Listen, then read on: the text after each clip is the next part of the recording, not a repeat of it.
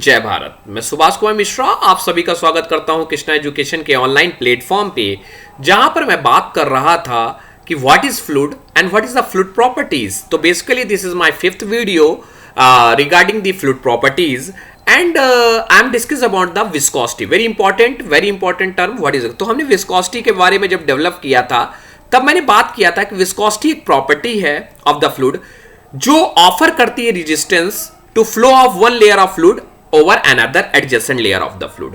एक लेयर को दूसरे लेयर के ऊपर फ्लो करने के लिए उसका अवरोध करना, उस अवरोध के कारण वहां पर एक शियर स्ट्रेस डेवलप हो रही है और एक लेयर दूसरे लेयर के ऊपर जब फ्लो करती है तो दूसरे लेयर की वेलोसिटी ज्यादा होती है और इन दोनों के बीच डिस्टेंस होता है जिसको du बटे dy को हम वेलोसिटी ग्रेडियंट कहते हैं। तो टाउ इज इक्वल टू, जो टाउ होता है वो टाउ डायरेक्टली प्रोपोर्शनल होता है du बटे dy के, और जब प्रोपोर्शनलिटी कांस्टेंट हम हटाते हैं तो क्या निकलता है du बटे dy। और ये जो म्यू होता है ये प्रोपोर्शनलिटी कांस्टेंट है, इसी को डायनेमिक विस्कोसिटी या सिंपली विस्कोसिटी कहते हैं और इसको कहते हैं शियर स्ट्रेस। ये शियर स्ट्रेस क्यों डेवलप हो रहा, बार बार बता रहा हूं, क्योंकि एक लेयर को दूसरे लेयर के ऊपर रोकने के कारण इसमें चेंजमेंट आ जाता है एक लेयर, और वो डिफॉर्मेशन है वो शियर स्ट्रेस के कारण, फोर्स के कारण आ रहा है। और du बटे dy जो है वेलोसिटी ग्रेडियंट है। व्हाट इज अ यूनिट, जरा यूनिट की बात करता हूं तो म्यू इज इक्वल टू क्या हो जाता है टाउ बटे du बटे dy। टाउ है क्या, शियर स्ट्रेस क्या होता है, force upon area. So force upon area is Newton प्रति, मैं दूसरे पेन से लेता हूं, न्यूटन प्रति मीटर स्क्वायर। अब जरा इसको देखिएगा, du क्या है वेलोसिटी, वेलोसिटी क्या हो जाएगी मीटर प्रति सेकंड, कोई दिक्कत, और dy क्या हो जाएगी मीटर, वाई डिस्टेंस तो मीटर में होती है तो ये मीटर यहां चला आएगा, मीटर से मीटर कैंसिल तो ये s ऊपर चला जाएगा तो न्यूटन सेकंड प्रति metre square. This is the unit of, this is a unit of viscosity. ये क्या हो गया यूनिट ऑफ विस्कोसिटी हो गया। अब यदि आप लोग साइंस स्टूडेंट हैं, न्यूटन प्रति मीटर स्क्वायर क्या होता है पास्कल, तो PA into S, PA into S. तो in next slide we will discuss about unit of dynamic viscosity is pascal प्रति सेकंड, और इसी का दूसरा नाम क्या है न्यूटन सेकंड प्रति मीटर स्क्वायर।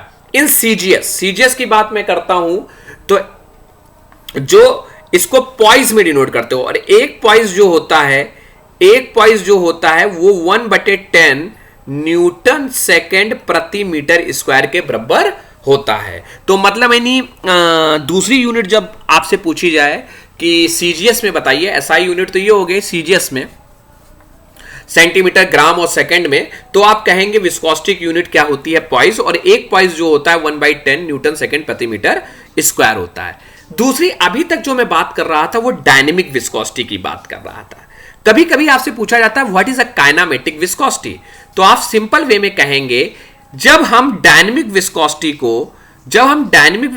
को डेंसिटी से डिवाइड कर देते हैं तब एक नया टर्म इजाद होता है जिसको कहते हैं kinematic viscosity. It is defined as ratio between the dynamic viscosity and the density of the fluid which is denoted by the Greek symbol that is nu. इसको न्यू से पढ़ा जाता है और ये जो टर्म होता है that is known as kinematic viscosity. What is a kinematic viscosity? Kinematic viscosity is defined as it is a ratio of dynamic viscosity and dynamic viscosity divided by density of the fluid is known as the kinematic viscosity. Mathematically its symbol is nu and dynamic viscosity symbol is mu upon rho. What is a unit? Dynamic symbol is Newton second प्रति metre square, newton second प्रति metre square. And rho is what, rho is we can say that rho is mass पर unit volume, मास पर unit volume. तो mass पर unit volume kg, newton second प्रति metre square into kg प्रति metre cube हो जाएगा।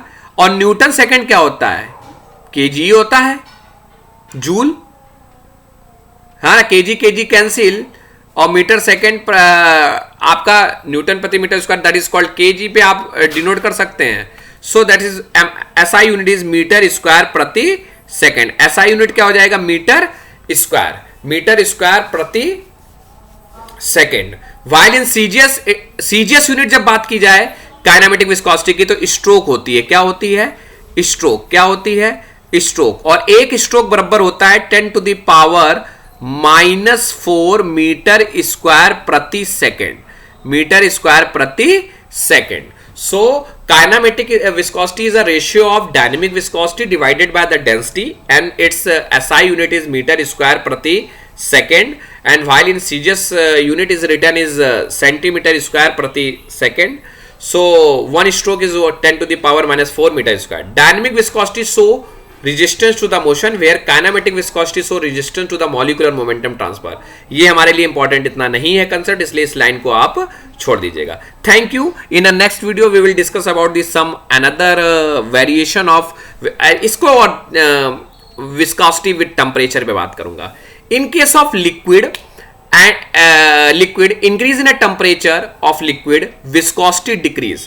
कैसे? जैसे मैं समझा रहा हूं, आप ये कहता है कि जैसे जैसे लिक्विड पे आएंगे तो आप उसका इंक्रीज करेंगे टेम्परेचर तो उसकी विस्कोसिटी गिरेगी। बिल्कुल सही है।